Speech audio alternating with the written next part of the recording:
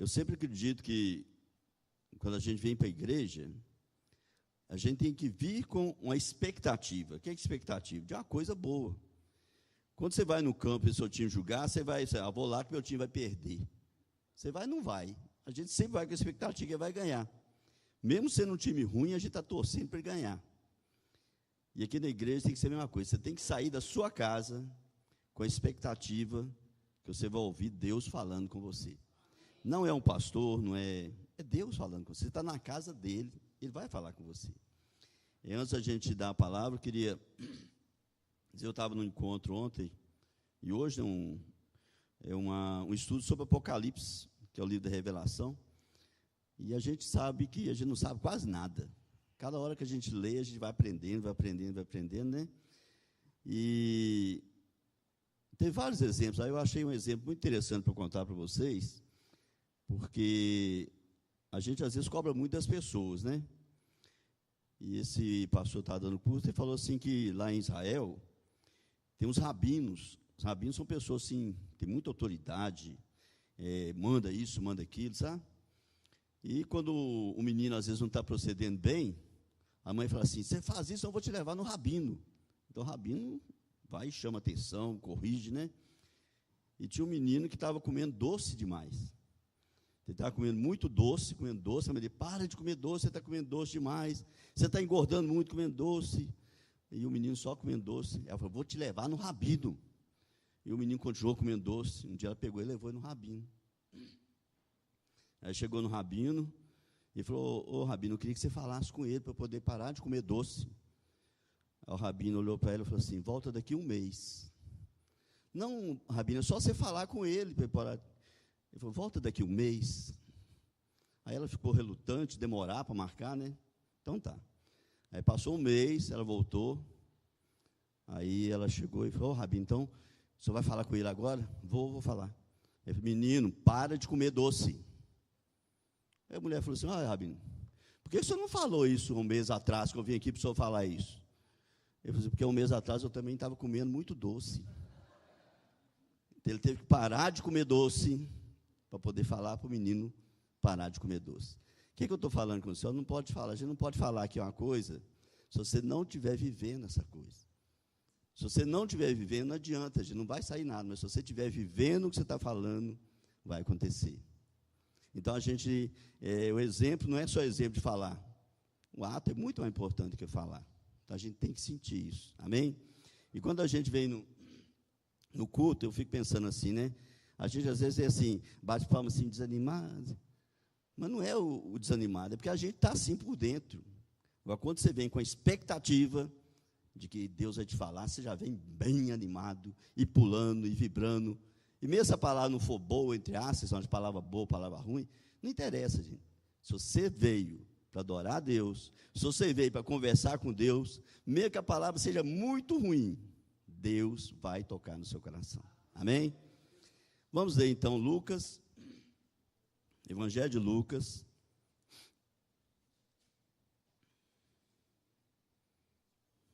capítulo 23. Aqui fala da crucifixação ou crucificação de Jesus. Então, quando Jesus foi crucificado. Nós vamos ler desde o capítulo, versículo 32. Então, Lucas 23, versículo 32.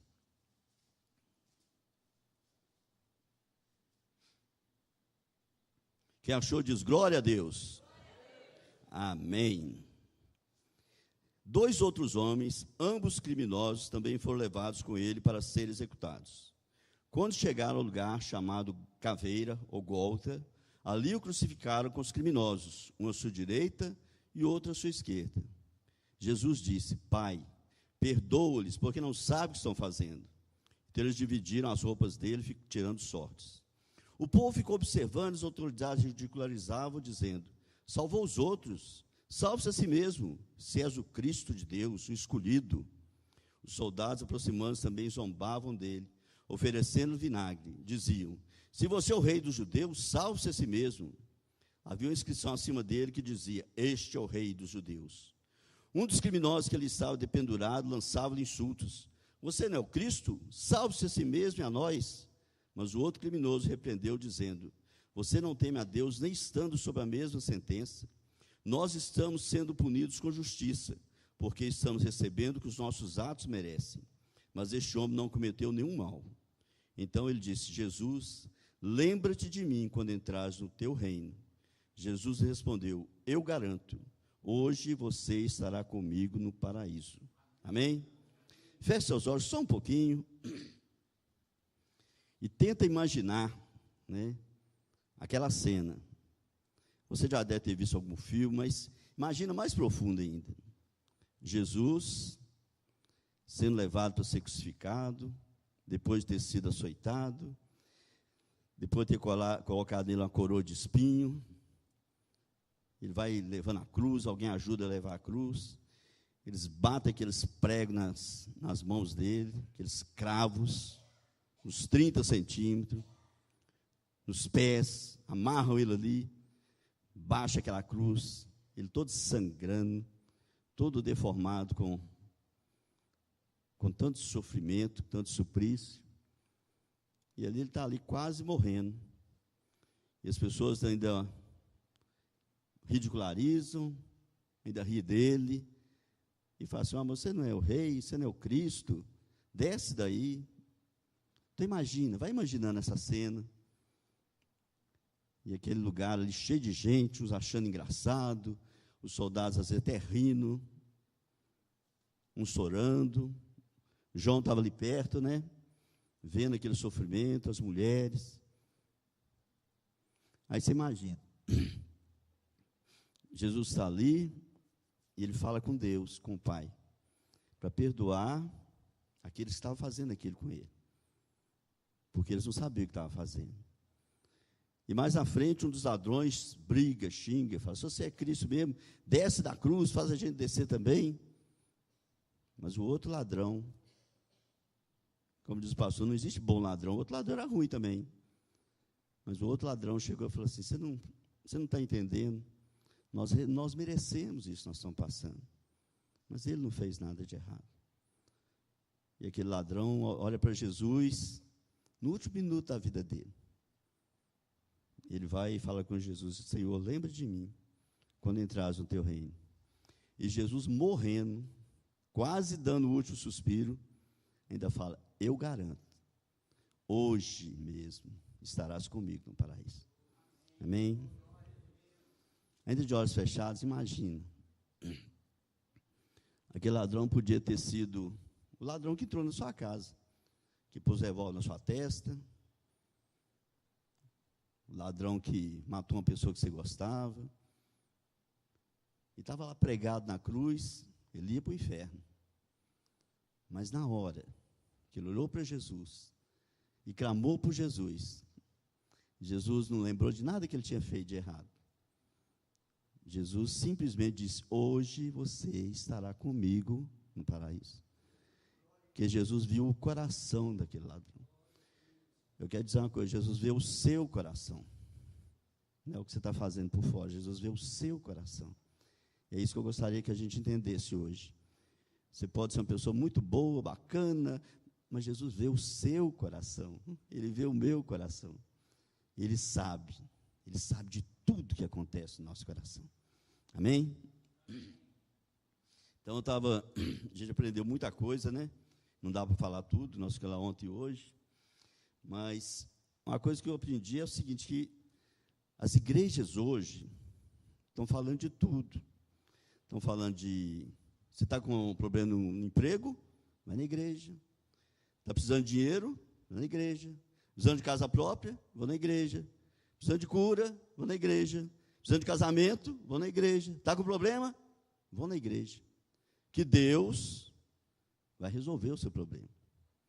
E muitas vezes a gente está esquecendo de falar do mais importante que existe na face da terra. Não é problema aqui, é o problema nosso depois daqui. E o problema nosso depois daqui já foi resolvido.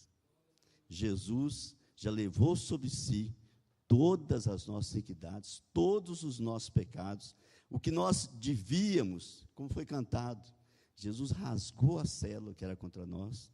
E o dia que a gente foi embora, nós que já entregamos a vida a Jesus, já entregamos, falando, Jesus, Senhor, nosso Senhor e Salvador, nós vamos estar para sempre, por toda a eternidade, com Jesus. Mas, infelizmente, as pessoas às vezes vão para a igreja, por quê? Não, estou precisando de ser promovido, eu estou precisando de resolver isso. Então, as pessoas vão para a igreja, o motivo delas irem para a igreja, não é que seja errado, mas não é o mais certo. O mais certo é você ir para a igreja, você buscar Jesus, é por quê? Porque todos nós nascemos com uma coisa aqui dentro, que é saudade de Deus, que é vontade de estar com Deus. E às vezes a pessoa não sabe. Aí às vezes entra na cocaína, porque está querendo aquilo que nós temos, que é Deus. E o único jeito de você chegar a Deus é através de Jesus Cristo. Então, tem muita coisa que fala assim, não, se você fizer isso, fizer aquilo, se você... Não, gente, só existe um jeito de você chegar a Deus, o Pai, você ter vida eterna, é através de Jesus Cristo. E está escrito na palavra, porque Deus amou o mundo de tal maneira, mas de uma maneira tão violenta, de uma maneira tão incrível, que Ele deu o seu único Filho, para que todo aquele que nele crê não pereça, mas tenha vida eterna. Eu estava vendo exemplo esses dias, o rapaz mostrou uma corda muito grande, ele mostrou um pedacinho da corda de vermelho. Ele mostrou que pedacinho da corda de vermelho, falou, olha isso aqui que interessante, isso aqui é a nossa vida, uma corda assim enorme, saía até da igreja assim. Essa corda aqui é a nossa vida. E aquele pedacinho vermelho é essa vida aqui. Essa vida aqui, 70, 80 anos, tem gente pegando boi aqui, ainda passou vivendo com 80 anos, mas depois de 80, 90, acabou. Aí vai ter o resto, que é eterno.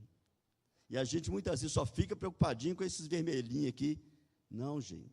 Você tem que realmente pensar, é na eternidade que nós vamos viver com Deus. Por que nós vamos viver com Deus? Porque nós fizemos isso, fizemos... Não, porque Jesus morreu na cruz e nos deu o privilégio, o direito de estar com Deus para sempre, de ter uma vida eterna com Deus. E vida eterna com Deus, a gente eterna não é só vida eterna de tempo, não, gente. É eternidade de Deus, as delícias de Deus, o que Deus tem preparado para nós. Então, a gente nem imagina, né? Se você imaginou, como é que deve ser lá no céu? A gente às vezes imagina, lá no céu vai ter sorvete, vai ter goiaba, eu não sei, gente. Mas eu sei o seguinte, o que a gente está vendo de bom aqui, diz a Bíblia que é apenas sombra daquilo que nós vamos ver lá no céu. Quando Paulo subiu ao céu, não foi arrebatado, diz ele que ele viu coisas lá que nem é lícito, nem podia contar, que as pessoas talvez nem fossem crer, né? E como é sombra, eu estava achando interessante o exemplo, o que é a sombra? Você já viu IP amarelo, né? Todo mundo já viu IP amarelo? Às vezes quando é IP amarelo, aí você viu a sombra do IP. Então você vê a sombra do IP, bate o sol, você vê a sombra. Você imagina como é que é o IP? Nada, você está vendo só a sombra. Mas o dia que você vê a sombra e vê o IP, você vê que diferença que é. Ou seja, o que Deus tem preparado para a gente é muito, muito, muito, muito melhor do que a gente imagina, do que a gente pensa. Está escrito assim, infinitamente mais. Então, Deus realmente é o Deus capaz de fazer infinitamente mais do que aquilo que a gente pensa ou pede. Esse Deus nós estamos falando aqui hoje. E é interessante que nós, como igreja, você como igreja, nós temos um ministério, o ministério da reconciliação. O que é isso? É falar para o pecador, olha, Deus te ama.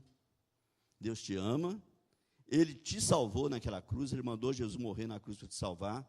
E se Jesus for o Senhor da sua vida, você entregar a sua vida para Ele, você, o dia que partir, pode ser amanhã, pode ser daqui 10 anos, você vai estar para sempre, por toda a eternidade com Deus. Então, nós temos esse ministério. Mas, muitas vezes, o ministério que a gente tem reconciliação, a gente começa a cobrar, fala, não, mas essa pessoa que não merece, essa pessoa que merece, né? Então, essas pessoas que foram decapitadas agora no presídio, que é punhado de preso, tudo, qual que é a diferença deles e nossa? Eles foram pegos, e estão mortos, né? A gente fala assim, não, mas eles mereciam, não tem isso a merecer, não. Todos pecaram, e destituídos estão da glória de Deus. Então, ninguém merece, todo mundo merece o quê?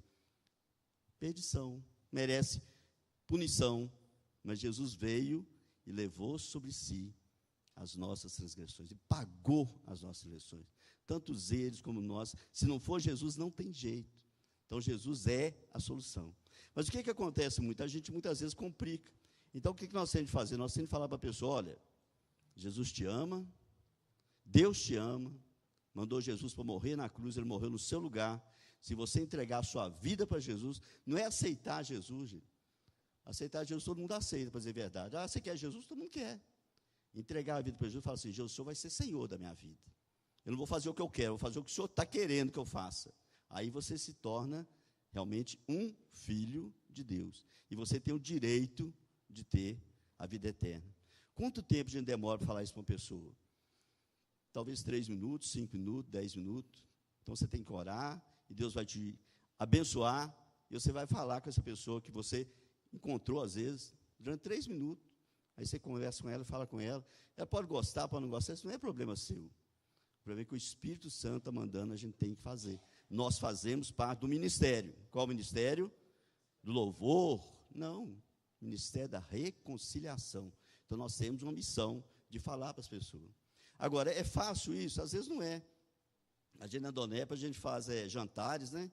Convida as pessoas para poderem ir no jantar, e lá a gente fala de Jesus. Às vezes é bom que as pessoas vão desarmadas, né? Porque, às vezes, na igreja é muito difícil a pessoa ir.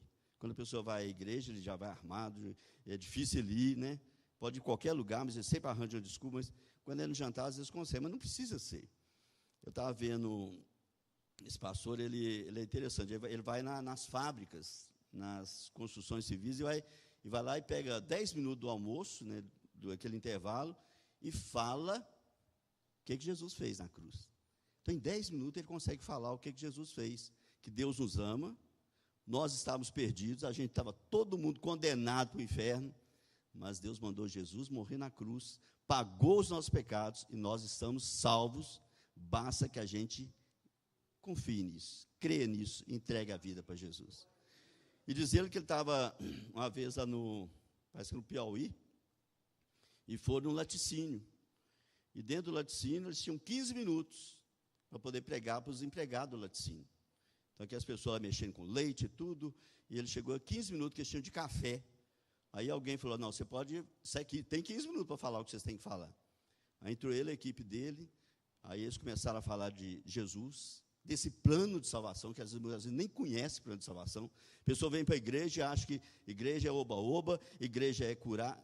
Ele veio para lá falar do plano da salvação. Aí começou a falar, e disse que o dono da empresa ficou assim de lado, e não sabia o que estava acontecendo, ficou assim na porta, esperando assim acabar, e ele começou a escutar as pessoas falando de Jesus, falando do plano da salvação, e ele estava separado da mulher dele, estava cheio de problemas, e ele escutando aquilo ali, e falando que Jesus realmente ia dar alegria, ia dar paz, ia dar a vida eterna e tudo, e passou mais ou menos uns 15 minutos, aí já tinha que voltar, e disse que um dos rapazes estava lá mexendo, lá, não deu para ir lá no lugar, estava mexendo com os leites, ele chegou lá e balançou o patrão dele, falou: olha, manda voltar todo mundo, porque senão o leite vai azedar. E ele falou assim: deixa azedar, isso aqui é muito mais importante do que todo esse leite, todo esse laticínio. E eu digo para você: é mesmo, isso é muito mais importante. A nossa vida é eterna, a nossa salvação é muito mais importante que você ter ou não ter dinheiro, de você ser operado ou não ser operado, é muito mais importante. Então eu digo para você assim, sem medo de errar: deixa azedar, não fica preocupado com as coisas do mundo, não, preocupa com as coisas do Senhor.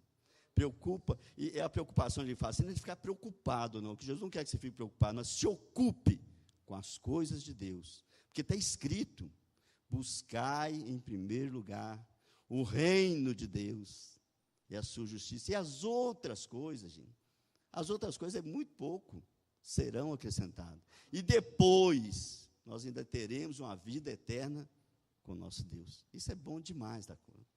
Mas muitas vezes fazer o que Jesus está mandando, ele ser o Senhor da nossa vida, é uma coisa engraçada. Ele tem que falar e a gente obedecer.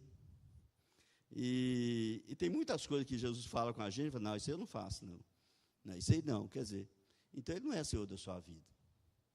E uma das falas que a gente tem mais visto entre nós da igreja, chama perdoar as pessoas. Perdoar as pessoas é muito difícil, porque principalmente quando a gente fica crente muito tempo, a gente acha que as pessoas não podiam fazer isso com a gente.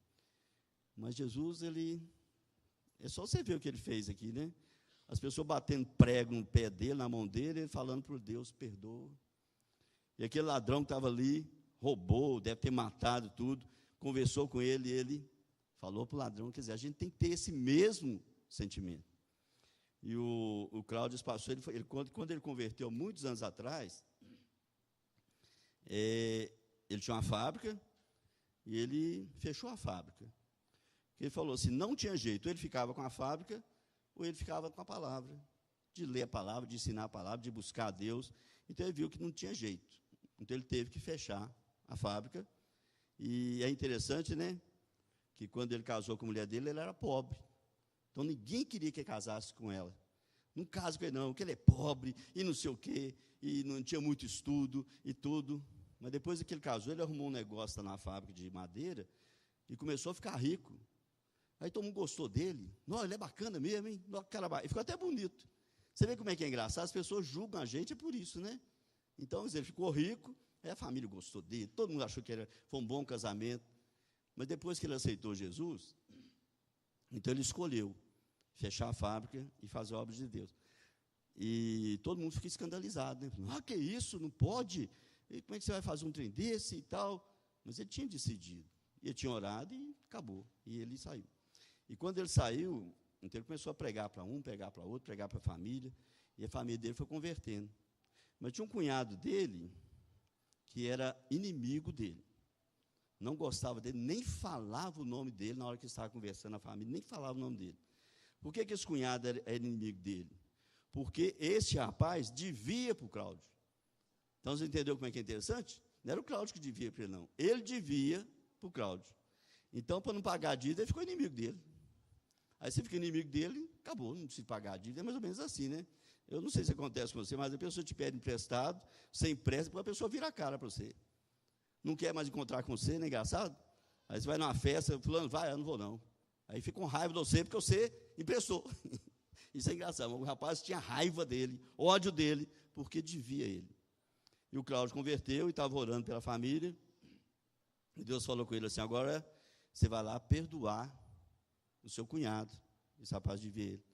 E o Cláudio falou assim, engraçado, ele me deve, eu vou lá pedir perdão a ele, perdoar a dívida, e pedir perdão a ele, porque ele estava com essa dívida comigo. Mas, gente, obedecer a Deus é bom demais. Ele foi lá, pegou uma Bíblia, para dar de presente para o cunhado dele, e chegou lá, e bateu na porta, chamou o cunhado dele, conversou com ele, disse que ele falou uns 15 minutos, falou que tinha aceitado Jesus, tinha entregado a vida dele para Jesus, ele estava salvo, ele ia para um lugar muito bom depois, e Jesus falou com ele para ele lá, pedir perdão para ele, que estava com a dívida, mas já tinha perdoado a dívida, não devia nada para ele, podia ficar muito tranquilo. Diz que o cunhado dele não falou uma palavra com ele. Aí ele foi, despediu, foi embora, e passou uns 15 dias, a irmã dele, né, falou com ele, ô Cláudio, você sabe aquela Bíblia que você deu para o meu irmão? Pois é, Cláudio, ele pega aquela Bíblia, vai para o banheiro e limpa com aquela Bíblia. Como é que você ficaria? Dá vontade de pegar esse cara, de enforcar esse cara. Mas o Cláudio falou assim, vamos orar por ele. E orou por ele 1 ano, 2 anos, e a família dele toda convertendo. Um dia, esse cunhado dele mandou um recado que queria falar com ele. E o pessoal ficou com medo dele lá matar ele, né? Porque ele não gostava dele, tinha muita raiva dele, né? Queria falar com ele. E nessa noite o Cláudio teve um sonho, e nesse sonho, esse cunhado dele estava na frente dele, o Cláudio ia lá, pegava um prato limpinho, e dava o prato para ele, falava, pode servir. E acordou. Aí no dia o cunhado dele chegou lá, bateu na porta, e falou, tudo bom? A primeira coisa que o cunhado dele falou assim, me fala desse Jesus. Me fala sobre esse Jesus, que a família dele toda tinha convertido. Eu quero conhecer esse Jesus. Ele foi, pregou para ele, falou de Jesus para ele, e mostrou o prato, falou assim, olha, aqui você tem um prato, esse prato está limpinho. Jesus está te dando um prato limpinho, para você começar tudo de novo. E o que você vai colocar no prato depende de você. E eu falo para você e falo para mim. Nós temos um prato limpinho. O que nós vamos colocar ali para a gente se alimentar depende da gente. O que você quer se alimentar? Eu estou querendo muito me alimentar dessa palavra. E eu quero ser, né, igual aquele rabino. Nós temos que alimentar da palavra e falar para o senhor, olha, essa palavra aqui é boa. Essa palavra aqui é boa, eu estou provando, estou gostando, estou fazendo. Eu quero realmente obedecer ao Senhor e falar com o senhor, olha, é bom obedecer ao Senhor. Porque você se sente muito melhor obedecendo ao Senhor. E você que veio aqui, além de vir aqui é muito pouquinho, gente. Olha só, a gente estava fazendo um estudo outros dias, eu achei muito interessante, que a gente fala, quantas vezes você come por dia? Então, a maioria das vezes a pessoa toma café, almoça, janta, às vezes toma um lanche, tem gente que antes de dormir ainda toma um copo de leite, pelo menos umas 5 vezes por dia você se alimenta. E alimento forte, aí você mantém esse corpo. Como é que você faz com o seu espírito? Fim de semana, você vai lá e toma um lanchinho aqui na igreja. Ou então na quarta-feira você toma um cafezinho e quer se alimentar. Não é, gente, você tem que comer essa palavra. Não precisa ser na igreja. É em casa, é no trabalho, tira 5 minutos, 10 minutos, 15 minutos, vai aumentando, vai orando. O pastor fala assim que às vezes a gente não consegue falar com Deus que a gente sente, então começa a ser realmente buscar o Espírito Santo e ser batizado no Espírito Santo, você vai começar a falar no Espírito, e você vai ver a diferença que vai acontecer na sua vida. Você vai ser forte espiritualmente, vai ser forte materialmente, vai ser forte em todas as áreas da sua vida. Então, o que a gente precisa de entender? Essa palavra é que realmente vai dar vida para nós. Jesus realmente, Ele nos ama. Olha, se você fez alguma coisa errada essa semana, fica sabendo, Jesus não deixou de te amar. E se você fizer uma coisa errada amanhã, fica sabendo, Jesus não deixou de te amar. Ele não vai deixar de te amar se você fizer coisa errada. Agora, a gente pode, infelizmente, não querer mais Ele. E o que aconteceu no Jardim do Éden, né? Se você pensar bem, mais ou menos é isso. O homem pecou, comeu o fruto que Deus falou para não comer, e o que ele fez? Fugiu de Deus. E Deus ainda foi atrás. Então você tem que entender, quando você faz coisa errada, não é Deus que sai de perto de você, é você que sai perto de Deus. E é muito ruim viver longe de Deus. A gente tem que ficar o tempo todo ali. E se você realmente errou, o que você faz? Arrepende, pede perdão. E Deus demora quanto tempo para te perdoar? 1 dia, 10 dias? Não. Deus te perdoa na hora. Na hora. Eu sei fazer, Deus, eu não devia ter feito isso, me perdoa. Pronto. Tem algo que consertar com alguém, tem que consertar, vai lá e conserta. Ah, mas liga não, senhor. Uma vez, há muitos anos atrás, eu achei interessante, né? Lembrar disso, que meu pai era de uma religião assim, muito canela roxa, né? Ele gostava muito de umas coisas muito pesadas. E um belo dia nós fomos lá na casa dele, aí estava passando na Semana Santa as coisas que eles fazem da igreja, de lava-pés. As pessoas lavando, era um padre lavando os pés de uns presos, mostrando assim como é que Jesus fez, lavando os pés dos apóstolos. E é interessante que o padre lavava o pé, enxugava e beijava o pé dos presos. E a Leila falou assim, engraçado, Jesus não beijou o pé dos apóstolos, ele só lavou, enxugou, mas não beijou. Mas meu pai ficou uma fera. Meu pai, que era aqueles religiosos antigos, ficou brabo. Vocês não vêm falar da minha religião, vocês vêm aqui para falar da minha religião. E não xingou a Leila, não xingou foi eu. Mas me xingou todo. E xingou. Aí eu falei, então tá. Eu saí, vim embora. Eu cheguei em casa e falei assim, acho que eu nunca mais vou voltar na casa do meu pai. Mas naquela hora, o Espírito Santo fala com a gente, fala assim, você não pode fazer isso. Aí eu falei, isso mesmo. Aí eu voltei na casa dele, e falei, pai, só me desculpe, só me perdoa da gente ter feito aquilo.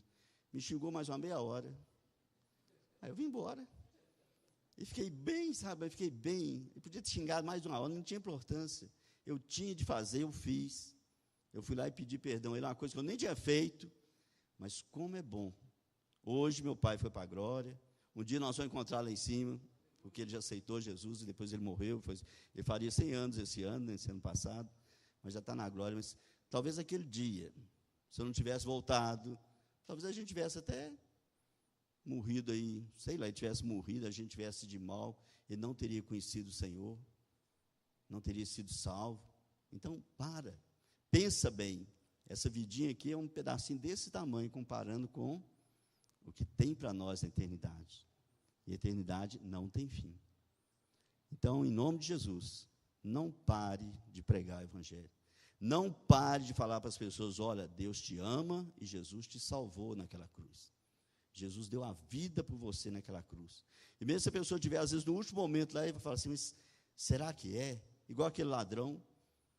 Gente, foi a última chance dele. O outro foi tolo, o outro brigou com Jesus, né? E você vê esse ladrão no último minuto da vida dele. Ele não falou, Jesus, desce a gente dessa cruz, não. Ele não estava preocupado com isso, estava preocupado com a eternidade. Ele falou, Jesus, lembra de mim, quando o Senhor entrar no seu reino. E ele está lá hoje, e glória a Deus por isso, amém?